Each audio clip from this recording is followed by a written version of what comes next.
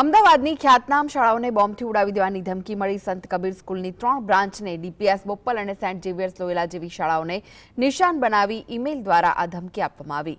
ઘટનાની જાણ થતાં જ પોલીસ કાફલો અને બીડીએસ તાત્કાલિક શાળાઓ પર પહોંચી ગયા હતા અને સઘન તપાસ શરૂ કરી।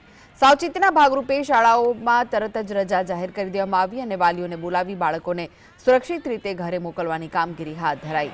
હાલ પોલીસ આ ધમકી પાછળ કોનો હાથ છે ને તે માત્ર અફવા છે કે કોઈ મોટું ષડયંત્ર તે દિશામાં તપાસ ચલાવી રહી છે।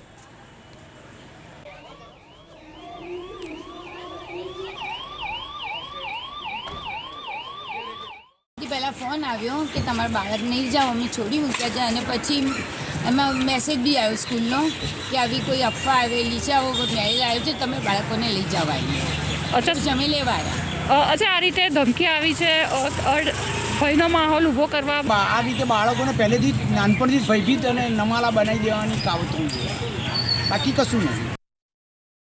અમદાવાદની શાળાઓને ફરી એકવાર છે તે બોમ્બની જે ધમકી આપવામાં આવી છે અને જે વિવિધ શાળાઓમાં જે વાલીઓ છે તે વાલીઓ પોતાના જે બાળકો છે તેઓને લેવા આવવા નજરે પડી રહ્યા છે।